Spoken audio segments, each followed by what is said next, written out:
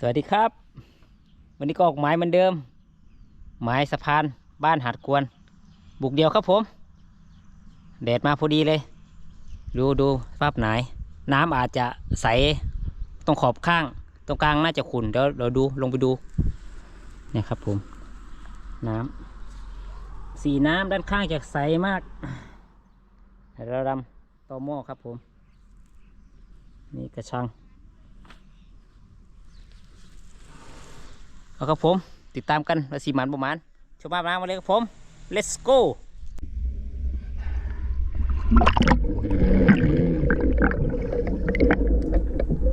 สีน้ำมือนี้ก็ถือว่าใสสำหรับผมเนาะใสเห็นได้ไกลอยู่เห็นเป็นเงาเลยแหละสีน้ำอย่างนี้จุดนี้น้ำลึกประมาณ 5-6 เมตรเนาะค่อยๆดำเลื่อยไปครับมองซ้ายมองขวาจังหวะนี้เห็นชะโดครับผมรอแล้วบ่ยอมหันข้างเลยยิงเลยมาดูไซส์สวยตัวนี้มีน้ำหนักที่3 กิโล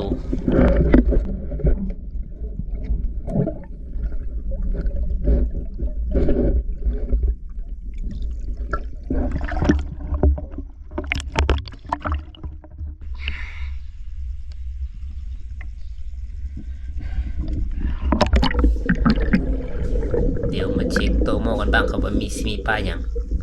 จุดนี้น้ำจะอยู่ประมาณ 7-8 เมตรเนาะโตโม่สะพาน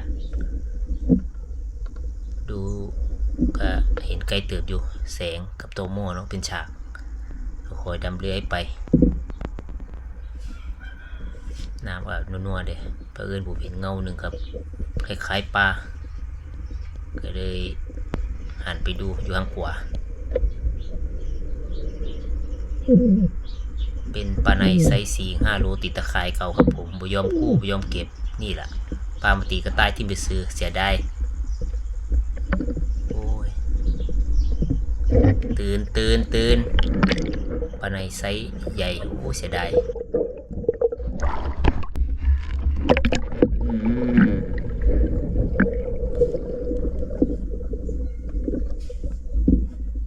ดำห่างกันมาอีกบ่โดนอีกตัวโม่นึงครับผมตรงน่าจะเป็นปลากระสูบเนาะผ่านไป 4-5 ตัวไซส์เกือบ2 กิโลครับเบิ่งดีคุณนะแต่ผมเห็นปลากาอยู่ทางซ้ายมือก็เลยหันโฉมกไปใส่ก็เลยเรียกเบิ่งครับว่ามันสิเข้ามาอีกบ่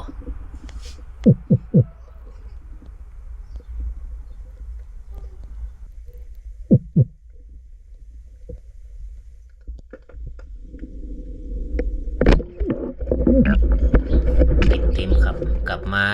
อีหลี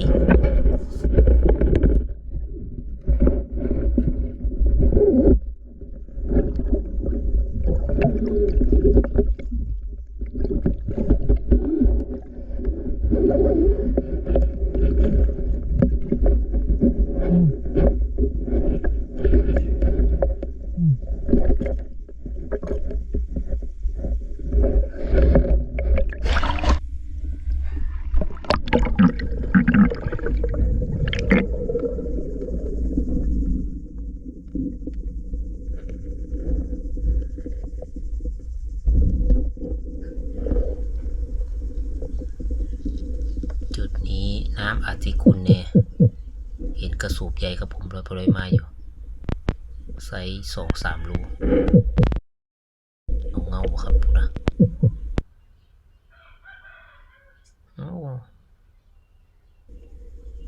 ผมลองก็เห็นเงาก็สัตว์ไปก่อนจังหวะนี้ข้ามหลังไปครับโมโดน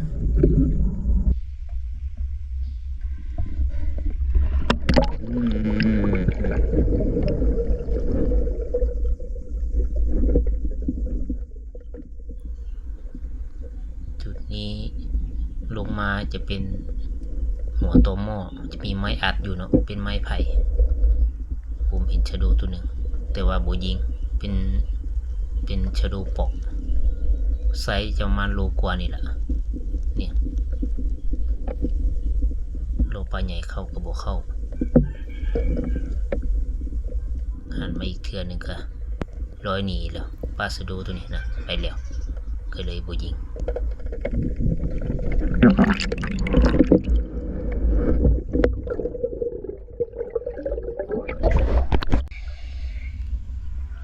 ย้ายมาไม้2กับผมเป็นไม้กระชังมาปราบปลาชะโดอยู่ใต้กระชังเนาะเอาขึ้นแรกไปเบิ่งกันเลย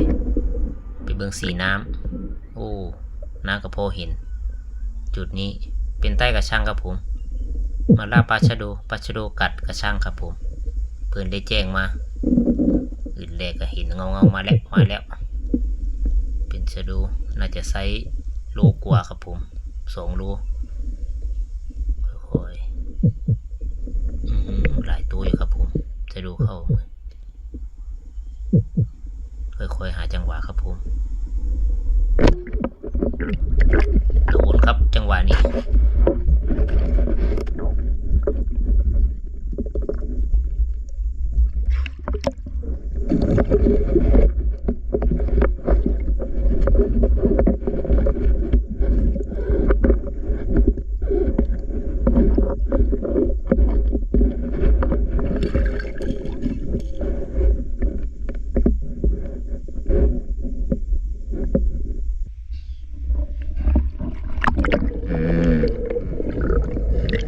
จุดที่2นี่ห่างกันกับบกไกล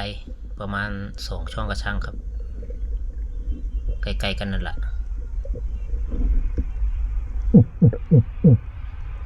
ทำเสียงเรียกแล้วก็รอครับมาแล้วตัวหนึ่งตัวนี้มาอย่างเชื่องเลยตัวนี้โอ้ยยอมหันข้างก็เลยจัดเลย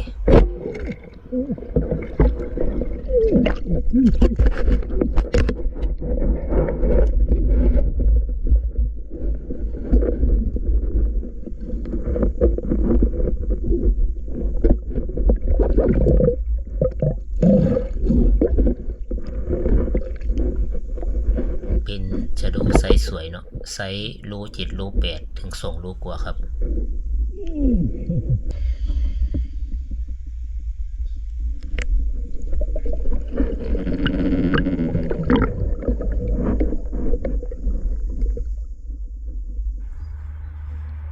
จังหวะนี้ปลาโดเข้าเห็นเงา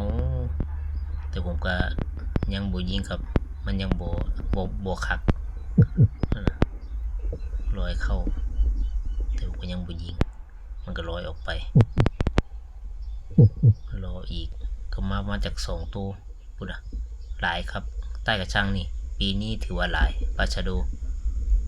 แต่ผมก็เห็นโหมัวเนาะยิงจังหวะนี้โอ้โหบ่ถือครับบ่โดนเสียดาย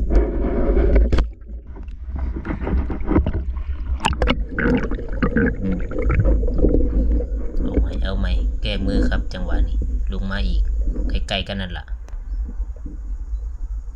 โบโดนจะโดนนะถ้ามีจะเข้าเลยครับผมพอแต่เรียกนั่นแหละมันก็จะลอยเข้ามาเลยเราต้องอยู่นิ่งๆมองเบิ่งดีๆ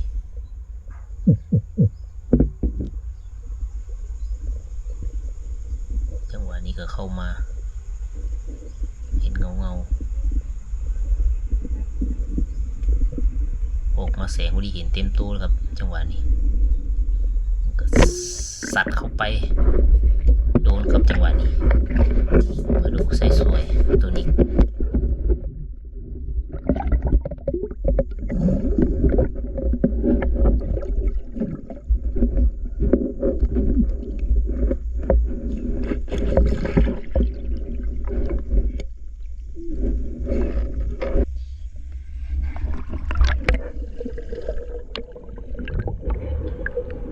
ช็อตนี้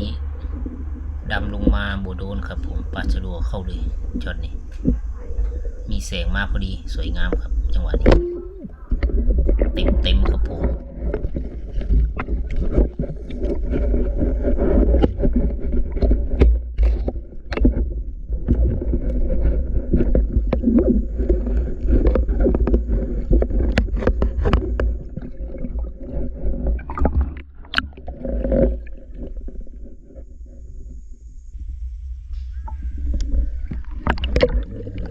มาเบิ่งช็อตนี้ครับว่าปลาดูจะเข้าจากตัวจุดนี้ผมดำลงมาจนเลือกบ่ถูกหมดแล้วครับช็อตนี้เบิ่งเงานับเบิ่งว่ามีจากตัวครับชะโดฝูงนี่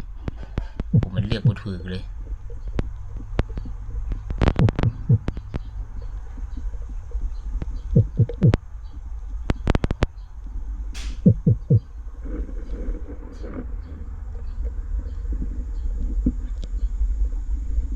ผมก็หาตัวใกล้สุดกับผมตัวที่คิดว่าจะช่วยสุดสักไปจังหวะนี้โดนกับผมเต็ม